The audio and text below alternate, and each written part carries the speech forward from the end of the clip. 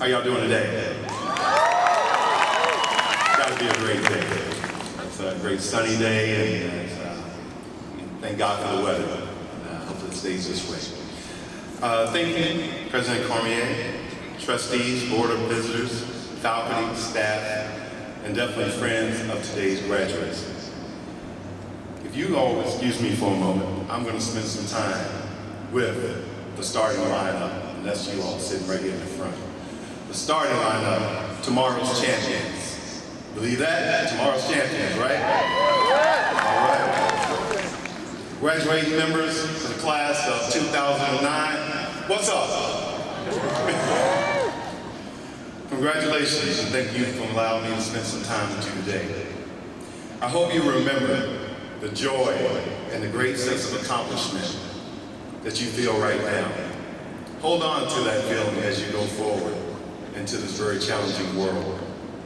Today is your first championship. From where I stand as an NBA forward, an NBA world champion, I see in front of me a lot of tomorrow's champions.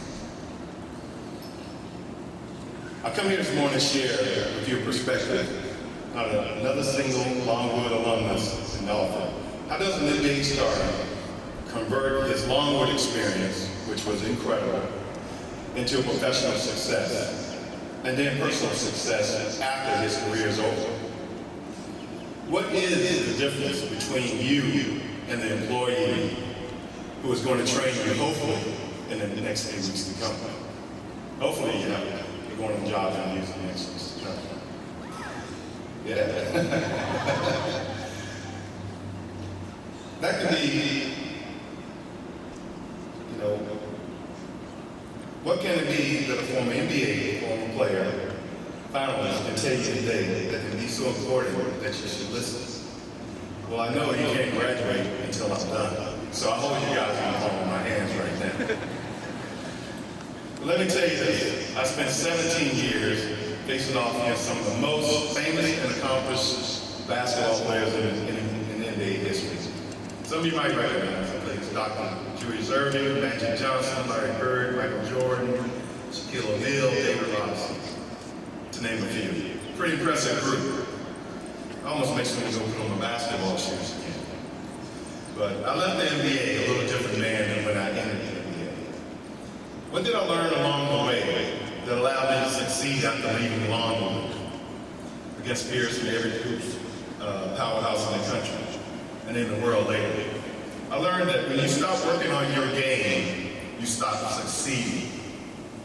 Put as much time and effort into your craft or your major as you may do probably your Facebook or your MySpace pages. You know you all have them, and you should be just fine if you do that. My work ethic was derived from my grandparents. My grandmother's here today, Mary Elizabeth, and my aunt. She also had a hand in that, if you know what I mean.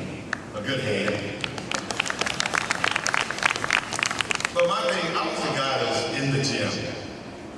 Early, late. I was on the court. I was in the weight room, running, trying not only to become better at my craft, but also trying to become a leader for whatever team I would actually play for, whatever I would do in life. The second thing is, take this phrase, keep your elbows up. Okay, I did. Keep your elbows up and your knees up. And that's kind of a phrase that means, there's going to be a lot of people coming at you with the potential to maybe harm you with bad intentions. So be on the lookout for these people. There was Karl Malone, somebody may know, Utah Jazz. Not saying he was a dirty player, but he was kind of. He used to set picks, and when you'd be running by, he would like flip his elbow out, and kind of hit you on the hip every once in a while. So if you were not aware that Karl does that, then you probably would get hurt in the game. And I got a couple. So be aware of where you are on the court of life and in business at all times. Learn how to rule makers and enforce this thing. Your sense of what is right is irrelevant if you can't go adapt to the rules of someone else. unless your name is Kobe Bryant or Shaquille O'Neal and they call you Superman. We must understand your success is going to be the function of listening to your coaches and doing exactly what they need to be done, and knowing exactly how the referees are going to call the game. Sometimes in the NBA, we have no idea what they call. The company, the team, the organization that you apply for need role players more than prima donnas. But remember, the prima donnas get paid more money. Rookies are at the mercy of the veterans. You most likely will do work you think is beneath you. It is not. And you aren't the first person to get the assignment or react with indignation. You will not enter the game as an MVP, and veterans won't treat you like one until you earn that through hard work, sacrifice, a lot of humbling lessons. Some may get lucky at first, and that's a blessing. Champions are not for the faint of heart. Your convictions and commitment to winning within the organization values have to be rock solid. Even superstars in college become ordinary when they enter into a different arena. If you want to regain your superstar status, get after it. It won't be handed to you, because when everyone else is as hungry and as talented as you are, you know what the secret is? Hard work is the secret sauce that you need. I'm gonna tell you a personal story about myself. When I got drafted by Portland out of the great Longwood College. Oh yeah, Longwood College drafted me in the NBA. And so far I've been the only player, hopefully there's more.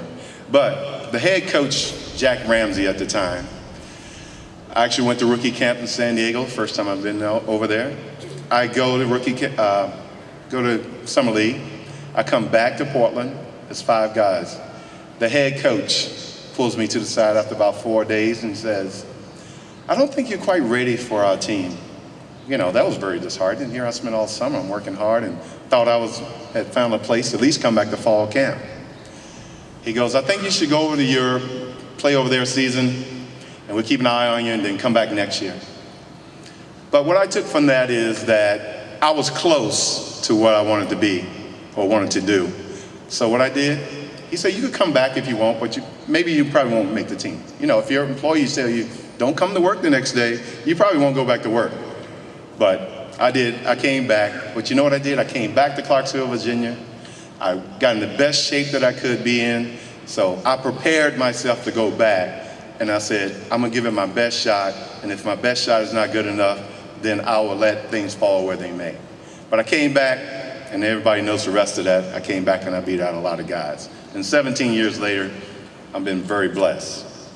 But you better have a plan B. And that plan always generally starts with education. Congratulations to you all for making such the most profound decision that you will make in your life that will have an impact on your future for the rest of it.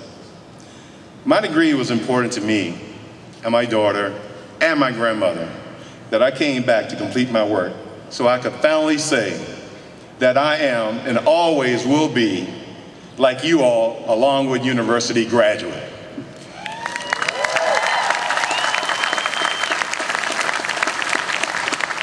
The thing is, in this life, you won't do it alone. You can't do it alone. You don't need to do it alone. Life success is a team effort. Most of you have had the help of at least one person whose presence or support at a critical moment helped you arrive at this very special moment. Most of them are sitting right behind you or on the sides of you. I want you guys to take a minute, turn around and wave at those people and show them that you really love what they do for you. That's your team for life sitting behind you. Always look to return the favor.